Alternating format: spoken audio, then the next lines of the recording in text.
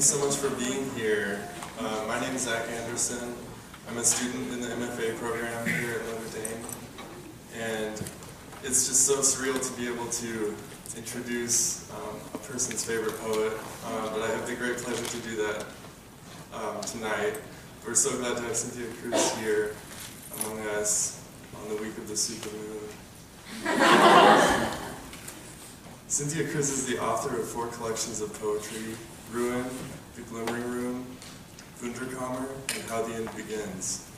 Her essays, interviews, and art writings have been published widely in such places as Los Angeles Review of Books, the American Poetry Review, Guernica, and Hyperlogic. Cruz has received fellowships from Yaddo and the MacDowell Colony, as well as a fellowship from Princeton University.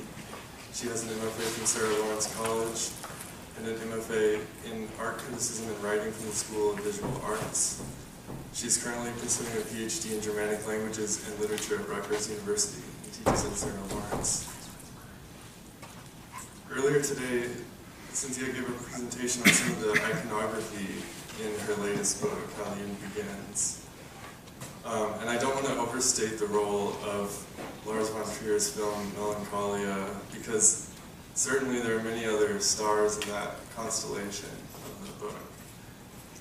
But it is something that I have been compulsively rewatching lately, partly because of its relation to the poetry, partly for its power as an act of refusal, what Lee Edelman describes as the force that insists on the void, replete paradoxically with jouissance, the radical act of swooning unto death, the joy in the proposition that life is only on earth and not for long.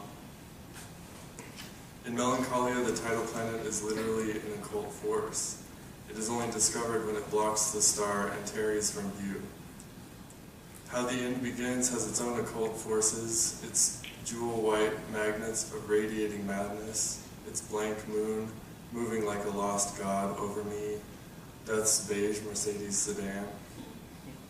For me, Cynthia Cruz's poems have their own kind of talismanic occult power. I find myself whispering lines to myself, luxuriating in their sweet, Numorphan music. Like the dark planet, these poems mesmerize from a distance. I hear music, it is everywhere, and I cannot stop it.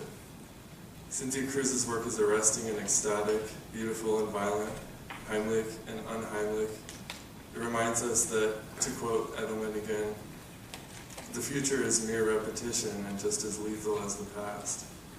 Or in the words of the birthday ceremony poems, the uncanny always comes back. I'm so thrilled to welcome Cynthia Cruz.